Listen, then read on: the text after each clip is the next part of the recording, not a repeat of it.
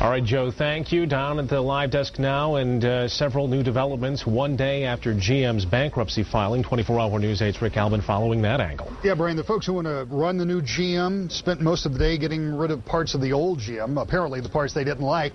We have an understanding that Hummer will be sold. GM, in fact, said they have an agreement. They wouldn't say to who, but now we know, or believe we know, it's a Chinese company that will build the SUV. Saturn said to have more than a dozen suitors. Plant closings are going to result in as many as 20,000 fewer employees. All in all, a busy day for a company that is trying to restructure to survive. In the meantime, Governor Jennifer Granholm took on the role of chief cheerleader when Obama administration officials joined her on the east side of the state to talk about rebuilding what used to be the bigger three.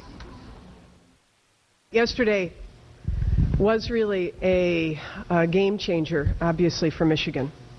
But this is, as we turn the page and begin a new chapter for Michigan, a new chapter for General Motors, a new chapter for Chrysler, we are not interested in looking in the rearview mirror.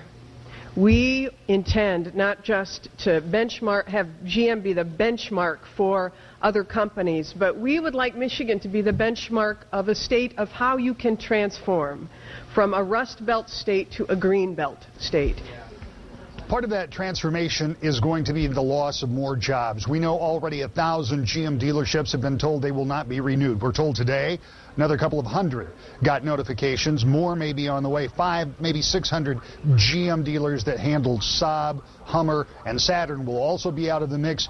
They'll go from something like 6,400 at the end of last year to maybe 3,800 by the end of this year. That's a pretty quick drop off. There are other problems, too. What happens to the supply chain? What will happen to suppliers in our area? But one of the really big questions we haven't gotten a chance to talk about and won't know for a while, what happens to the overall unemployment in the state and what happens to the revenue stream that's already hurting in this state? Those are still very open and uncomfortable questions that will all come out of this GM bankruptcy. And no one dares talk about a time frame. Yeah. Well, you know, people talking about 60 to 90 days, while all of us might hope that seems like very optimistic thinking.